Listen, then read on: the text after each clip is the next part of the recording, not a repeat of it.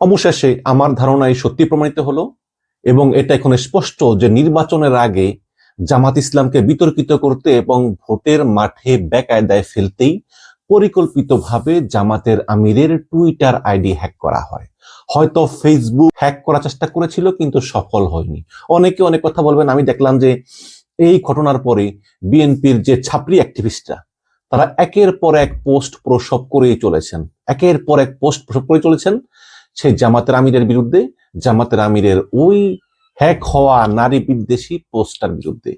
এবং ফখরুল সাহেবের জামাই ফাহাম আব্দুল সালাম তিনিও একের পর এক পোস্ট প্রসব করেই চলেছেন যে তারা আসলে এই বিষয়টাকে ইস্যু করে আগামী 10 দিন পর্যন্ত টেনে নিয়ে যেতে চায় যে জামাতের আমির কতটা নারী বিদ্বেষী এবং জামাত ইসলাম কতটা নারী বিদ্বেষী। এবং তারা অতীতে বিভিন্ন রেফারেন্সও দেয়, যেমন কয়েকদিন আগে বলেছিল ওই বরগুনা না কোন জায়গার এক জামাতের নেতা ঢাকা বিশ্ববিদ্যালয়ে আগে ইয়েপনা চলতো, তো তারপর কিন্তু জামাত ওই নেতাকে দল থেকে বহিষ্কার করেছে। হ্যাঁ, কিন্তু এগুলো মানতে রাজি না।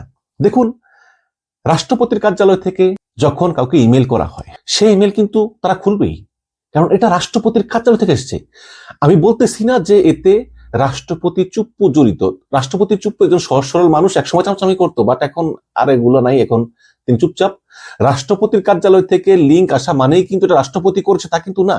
রাষ্ট্রপতি বুড়া মানুষ এগুলো জানেও না, সে বোঝেও না। সে আগে তালবাজি করতো ঠিক আছে, বাট এখন তার ওই দিন নাই। তো দেখুন, সেই কার্যালয় থেকে একটা লিঙ্ক আসছে, সেই লিঙ্কে ক্লিক করা মাত্রই ওই কম্পিউটারের বা ওই মোবাইলের নিয়ন্ত্রণ চলে গিয়েছে হ্যাকারের কাছে। এখন হ্যাকার দুভাবে করতে পারে, একটা হচ্ছে হ্যাকার পাসওয়ার্ড দেখতে পারে, আরেকটা হচ্ছে হ্যাকার পাসওয়ার্ড না দেখে সরাসরি, কারণ ওই কম্পিউটার যা হ্যাকারের কাছে কম্পিউটারও তা, কারণ ওই লিঙ্কে ক্লিক করা মাত্রই নিয়ন্ত্রণটা চলে গিয়েছে। এখন ওই হ্যাকার করছে কি, সে শফিক সাহেবের টুইটারের নিয়ন্ত্রণ নিয়ে সেই টুইটারে সে একটা নারী বিদ্বেষী পোস্ট করেছে যে কর্মজীবী নারীরা হচ্ছে ইতিতা। হ্যাঁ, এখন তারপরে হ্যাকার করলো কি, সে এই পোস্টটা করার পরেই সে তার ডিভাইস থেকে লগ আউট করে দিয়েছে। এর মানে হচ্ছে যে শফিকুর রহমানের টুইটার অ্যাকাউন্ট দখল নেওয়ার উদ্দেশ্যে কিন্তু সে এই হ্যাকটা করেনি। সে হ্যাকটা করেছে শুধু একটা পোস্ট দিয়ে ডিলিট করে দেওয়ার জন্য। আরো সহজ ভাষায় বলি, আপনারা অনেকে আছেন না, দুইটা ফোন ইউজ করেন, দুইটা স্মার্টফোন ইউজ করেন, কিন্তু দেখা যায় যে আপনার ওই সেম ফেসবুকই দুইটা মোবাইল লগ ইন করা থাকে।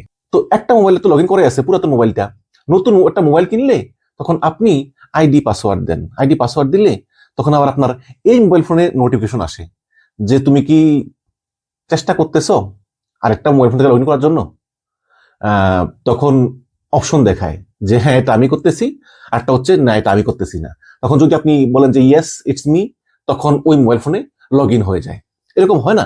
তো এই শফিক সাহেবের সেই টুইটার অ্যাকাউন্টটা তখন এই দুইটা ডিভাইস থেকে লগ ইন করা ছিল, একটা ছিল শফিক সাহেবের ডিভাইস থেকে, আরেকটা ছিল হ্যাকারের ডিভাইস থেকে। এবং হ্যাকার এই পোস্টটা করার পরেই সে নিজেকে লগ আউট করে সরিয়ে দেয়। এখন মনে করেন যে নির্বাচনী কাজে এরা ব্যস্ত, ঘুরে গাড়ে এতটা খেয়ালও করে না, কিন্তু হঠাৎ করে যখন আলোচনা শুরু হয় তখন দেখি আয় হায় কাম তো কইতে গেছে, তখন ডিলিট করে সঙ্গে সঙ্গে পাসওয়ার্ড চেঞ্জ করে ফেলে। এই হচ্ছে এই ঘটনা। শফিক সাহেব আজকে ক্ষমা চেয়েছেন এই কারণে, মানে তিনি তো এই পোস্ট দেননি, বাট তিনি বলেছেন যে আমার এই টুইটার আইডি হ্যাক হওয়ার জন্য আমি দুঃখিত, এবং আমার এই টুইটার অ্যাকাউন্ট থেকে যেহেতু নারীদের বিষয়ে জঘন্য কথা বলা হয়েছে, সেটা আমিই বলি বা হ্যাকারই বলুক, আমার অ্যাকাউন্ট থেকে যেহেতু গিয়েছে আমি নারীদের কাছে ক্ষমা চাই। হ্যাঁ, মিটে গেল। এবং জামাত ইসলাম স্পষ্ট বলেছে যে আমরা ক্ষমা চাই। তারপরেও ছাত্রী অ্যাক্টিভিস্টটা কি ছাড়বে না। কয়েক লাখ টাকা বাজেট হয়ে গিয়েছে, ঢাকা বিশ্ববিদ্যালয় ছাত্র দলের বিশাল মিছিল বের হয়েছে জামাতের আমিরের বিরুদ্ধে, এবং শুনছি নাকি বাম দলকেও প্রচুর টাকা পয়সা দেওয়া হয়েছে, লাখ কয়েক টাকা দেওয়া হয়েছে যে তোমরা একটা বড় বড় মিছিল করো। ঢাকাতে প্রগতিশীল নারী সংগঠনদেরকেও উস্কানি দেওয়া হয়েছে, তোমরাও মিছিল করো। এবং বিএনপির নারী সংগঠন এখনো কেন মিছিলে নামলো না, বিএনপির মহিলা দল কেন এখনো শফিক সাহেবের বিরুদ্ধে ঝাড়ু মিছিল করলো না, এটা নিয়ে কিন্তু বিএনপিতে ব্যাপক ক্ষোভ বিরাজ করতেছে। এখন যারা বিএনপি নেত্রী তারা হয়তো চিন্তা করতেছে যে দেখি আর একটু ভাবি, বা দলীয় প্রধানের নির্দেশ একটু আসুক, মানে এরকম করতেছে। কিন্তু বিএনপি ছাত্রী অ্যাক্টিভিস্টরা তারা খুবই সচেতন, তারা মিনিটে পোস্ট দিতেছে। দেখুন, আমি বিএনপি জামাত দুই দলকে এক চোখেই দেখি, দুটো দলই আমার প্রিয় দল। গত পরশুদিন আমির খসরু মাহমুদ চৌধুরী এবং আব্দুল্লাহ ওয়াল মিন্টুর বিরুদ্ধে ভারতীয় রয়ের সঙ্গে যে সংশ্লিষ্টতার অভিযোগ, এর বিরুদ্ধে আমি প্রথম ভিডিও বানিয়েছিলাম। আমি বলেছিলাম যে এগুলো মিথ্যা, তারা আসলে দেখা করেননি, এটা পুরোটাই ফেক। আর দেখা করলে কি হয়েছে ভাই? বিএনপি বলেন, জামাত বলেন, আওয়ামী লীগ বলেন, তাদের প্রত্যেকের সঙ্গে ভারতের, আমেরিকা, চীনের সবার যোগাযোগ আছে, গোপন মিটিং আছে, এগুলো হয়, এগুলো স্বাভাবিক। ওই কারো কোনো গোপন ছবি অমুক দেশের গোয়েন্দাদের সঙ্গে, এগুলো কোনো বিষয় না, এগুলো হয় সাধারণত। রাজনীতিবিদরা গোপনে এরকম মিটিং করেই থাকে। ওই দেখলেন না, মার্কিন দূতাবাস 4 জন নারী সাংবাদিকদেরকে নিয়ে গোপন কথা বললো, একজন আবার রেকর্ড করে ছেড়ে দিল। এগুলো সবসময়ই হয়। হয়তো একজন সাংবাদিক রেকর্ড করে ছেড়ে দেওয়াতে আমরা দেখলাম। সাংবাদিকদের সঙ্গে, রাজনীতিবিদদের সঙ্গে, বিভিন্ন গোয়েন্দা সংস্থার, বিভিন্ন কূটনীতিকের গোপন বৈঠক হরদম হয়। আমি মনে করি যদি আমির খুসরু, আব্দুল মিন্টু বৈঠক করেও থাকেন, এটা তো ভুয়া, আমি বললাম, যদি সত্য হতো তাহলে কোনো দোষ হতো না, এগুলো হয়। কিন্তু জামাত ইসলামের আমিরের এই পোস্টটা একটু ভয়ঙ্কর হয়ে গিয়েছে, কিন্তু যেহেতু তিনি যে দেননি, সেহেতু আমরা বলতে পারি যে তিনি নির্দোষ। কিন্তু বিএনপির অ্যাক্টিভিস্টরা এটার পুরো সুযোগ দিয়ে যাইতেছেন, এবং জামাত ইসলাম মনে করতেছে যে হ্যাক হওয়ার পরে শুধু এই পোস্টটা দিয়েই আবার হ্যাকার নিজেকে সরিয়ে নেওয়া এবং তারপরে সঙ্গে সঙ্গে স্ক্রিনশট দিয়ে সংঘবদ্ধভাবে জামাত ইসলামের আমিরের বিরুদ্ধে নারী বিদ্বেষী প্রচার চালানো, এটা হচ্ছে বৃহত্তর ষড়যন্ত্রের সুপরিকল্পিত অংশ বিশেষ। এবং রাষ্ট্রপতির কার্যালয় শুধু না, এতে একাধিক গোয়েন্দা সংস্থাও জড়িত হতে পারে। কারণ সরকার তো ইউনূস এবং কয়েকজন উপদেষ্টা মাত্র, যে প্রশাসন যন্ত্র, যে সচিবালয়, যে আমলাতন্ত্র, সেনাবাহিনী, নৌবাহিনী, সশস্ত্র বাহিনী, বর্তমানে এরা সবাই চায় বিএনপি ক্ষমতায় আসুক। দেখুন, বিএনপি বলতেছে যে আমরা ক্ষমতায় গেলে দুর্নীতি দমন করব, জামাতও বলতেছে, কিন্তু এই আমলাতন্ত্র মনে করতেছে যে বিএনপি মুখে বললেও ক্ষমতায় গেলে হয়তো এদিক ওদিক করে থাকতে পারবো, কিন্তু জামাত ক্ষমতায় গেলে তারা স্পষ্ট বলতেছে সরকারি চাকরিজীবীদের হিসাব দিতে হবে। এটা তো মেনে নেওয়া যায় না। কিছুদিন আগে মোহাম্মদ ফয়জুল কবির, তিনি উপদেষ্টা এখনো আছেন, তিনি বলেছিলেন যে যে প্রশিক্ষণ বিমানটা মাইলস্টোনের উপর পড়েছে সেটা পড়া উচিত ছিল সচিবালয়ে। এই সচিবালয়ের এক একজন সচিব, তারা হচ্ছেন অঘোষিত রাজা, কোনো কাম কাজ নাই। সকালে অফিসে আসেন, আড্ডা মাড্ডা দেন, বৈঠক করেন, এই সিটি চালাচালি করেন এক দপ্তর থেকে এক দপ্তরে, বিকালবেলা বাসায় চলে যান। তাহলে প্রশাসনের প্রাণ কেন্দ্র সচিবালয় যদি এই ধরনের অবস্থা হয়, তাহলে কিভাবে এটা দেশ উন্নত হবে, তাই না? তো এই সমস্ত বিভিন্ন কারণে প্রশাসন, তারপরে সেনাবাহিনীর কিছু বিচার টিচার আছে, এগুলা হয়তো তারা মনে করছে বিএনপি আসলে আর বিচার টিচার হবে না বা একটু ম্যানেজ করা যাবে, জামাত আসলে যাবে না। তো এইভাবে সংঘবদ্ধভাবে এই প্রশাসন, এই সশস্ত্র বাহিনী সহ অনেকেই কিন্তু চায় যে যাতে বিএনপি ক্ষমতায় এসে পড়ে, এবং এই কারণেই বিভিন্নভাবে চেষ্টা করতেছিল নির্বাচনের আগে জামাতের আমিরকে বিতর্কিত করার জন্য, কিন্তু তারা সে চেষ্টায় সফল হয়নি। এখন এই 2 দিন লাফালাফি করতেছে ছাত্রী অ্যাক্টিভিস্টরা। এখন দেখুন, জামাতের মিডিয়া বিভাগ থেকে সরাসরি সংবাদ সম্মেলন করে একদম দেখিয়ে দেওয়া হয়েছে যে কিভাবে বঙ্গভবনের অফিসিয়াল ইমেইল থেকে ইমেইল পাঠিয়ে ফিশিং লিংক ইউজ করে কিভাবে জামাতের আমিরের টুইটার অ্যাকাউন্টটা দখল করে নেওয়া হয়েছে। এবং সাধারণত জামাত ইসলামের আমিরের টুইটার অ্যাকাউন্ট থেকে যেই সব ডিভাইস থেকে পোস্ট দেওয়া হয়, সব ডিভাইসের কিন্তু একটা আইপি অ্যাড্রেস আছে, কিন্তু এই একটা মাত্র পোস্টে নতুন একটা ডিভাইস থেকে দেওয়া হয়, যেই ডিভাইসের আইপি অ্যাড্রেসটাও ভিন্ন। হ্যাঁ, এবং বিএনপির লোকজন যেই স্ক্রিনশটটা ভাইরাল করে, সেই স্ক্রিনশটটা ওই হ্যাক হওয়ার পরে পোস্টটা দেওয়ার 1 মিনিটের ভিতরে স্ক্রিনশটটা নিয়ে নেওয়া হয়।